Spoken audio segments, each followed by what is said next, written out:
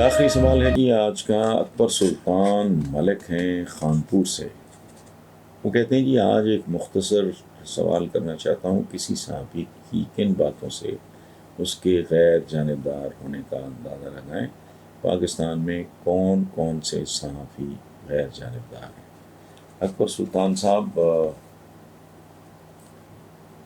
یہ بالکل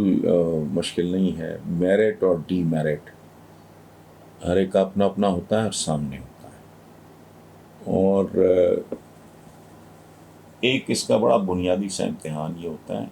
کہ نہ کوئی بہت برا ہوتا ہے نہ کوئی بہت اچھا ہوتا ہے۔ ہمارے یہاں حکمران جس طرح کے ہوتے ہیں وہ ایوریج قسم کے لوگ ہوتے ہیں۔ میں آپ کو اپنی مثال دیتا ہوں، دور کیا جانا ہے۔ سالے کے بعد جب لوگوں کے اندر ایک ریزنٹمنٹ سی دکھائی دی تو میں عمران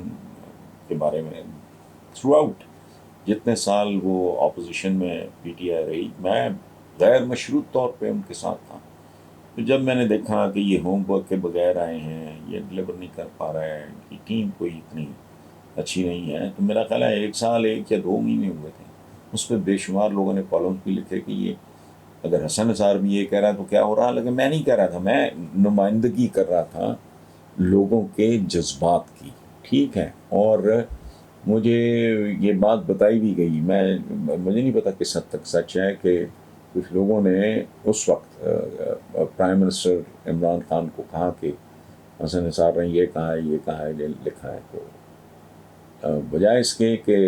عمران اس پہ کوئی کسی تلخی کا، انہوں نے کہا جو کہہ رہا ہے وہ ٹھیک کہہ رہا ہے۔ یہ عمران کا اپنا ضرب، اور کیونکہ وہ اتنا عمران کو اندازہ تھا کہ میں تعریف اور تنقید کے معاملے میں ڈنڈی نہیں مارتا، میرے پہ رب کے بڑے احسانات ہیں اکبر سلطان صاحب، اور اس کے احسانات کا شمار کوئی نہیں۔ مجھے زندگی میں وہ کچھ بھی میرے رب نے عطا کیا جس کے لیے سچی بات ہے میں نے کبھی خواہش بھی نہیں کی تھی، لیکن سب سے بڑی عطا میرے رب کی مجھ پہ یہ ہے کہ میں نے بے لچک زندگی گزاری، کوئی کمپرومائز قطعاً نہیں، اور وہ نظر آتا ہے آپ کی تحریروں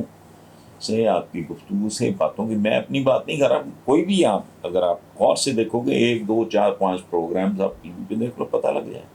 کہ یہ بندہ غیر مشروط طور پہ ایک سائڈ پہ لے اور ایک آل آؤٹ۔ اچھا، پھر شہباز شریف صاحب کا ہی میں کئی بار کہہ چکا ہوں، ان کے 2 3 انیشیٹوز میں نے اورنج لائن اور یہ جو بس بوسی ہے میں اس کے خلاف تھا، لیکن کچھ انیشیٹو مثلاً پنجاب فوڈ اتھارٹی بہت زبردست کام تھا، اس طرح کچن گارڈننگ کا ایک انیشیٹو شہباز شریف نے، وہ لوگ بڑے حیران ہوئے۔ میں نے کہا کیوں حیران، ہم لوگوں کو کیا ہو گیا ہے،